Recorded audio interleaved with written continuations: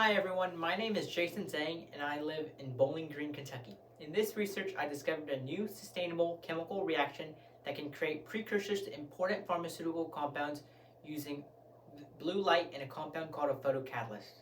Photocatalysts are compounds that can absorb light energy and use that energy to create important compounds. In this research, I used an acridinium photocatalyst, which is this structure right here, and I wanted to react it with enantiamides, which hasn't been done before. So important structure of enantiamides is that there's 3 bonds together, which is called a triple bond, and those things are extremely unreactive.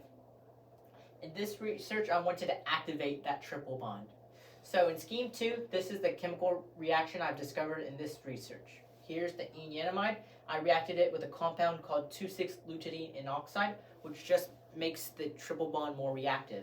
And I reacted it with my acridinium photocatalyst to form products called bicyclic amides, which are precursors to important pharmaceutical compounds.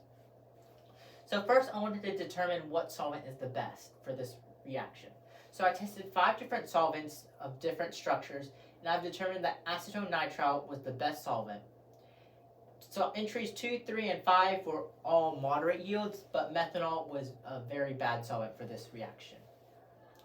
Afterwards, I put all of these reactants, my enantiamide, 2,6-lutein inoxide, my photocatalyst, and my acetone nitrile solvent in a 4 milliliter vial, and irradiated it with blue light. The reason I used blue light is because my photocatalyst absorbs best at the 452 nanometer range. Afterwards, I isolated the compounds from the mixture. So this is the compound at the very end, and I needed to determine if it's pure or not. So I used a technique called nuclear magnetic resonance spectroscopy, or NMR. So I used 2 different NMRs, hydrogen 1 and carbon 13 NMRs, to help determine the purity of these compounds.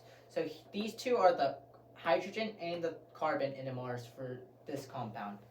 So you can look at each peak, which is a different atom in a different chemical environment, and from these peaks we can look at reported literatures to determine the purity of these compounds. By comparing to reported literatures, these compounds have been confirmed pure. So I did the same thing for all of these compounds and looked at the NMRs to confirm the purity, and I got the percent yields, which are listed right here. So as you can see, they're with pretty good yields, with almost all of them with 80%. But I would like to point out these 3 compounds did not work in the reaction because they were not stable enough. Afterwards, my mentor and I had to explain how these compounds transformed into this compound. So this is our proposed mechanism for how it transforms there. The thing I'd like to point out is our photocatalyst is represented by a PC. So the photocatalyst first absorbs visible light and becomes this activated state. Afterwards, it can take an electron from our alkene and become a radical. So a radical is an unpaired electron, and they're really reactive. So this would react to make it more stable, and then later on, the photocatalyst would donate that electron back to the compound, and it will come back to its ground state.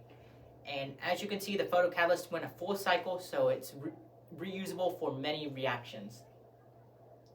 So in this research, I discovered a new sustainable chemical reaction using blue light and a compound called a photocatalyst to create important pharmaceutical compounds. Previous attempts to create these compounds required toxic metals like rhodium or gold, but in this research, I eliminated the need for those compounds. I truly believe photocatalysts is a future for sustainable chemistry because it can create compounds in a sustainable fashion. Thank you everyone for listening.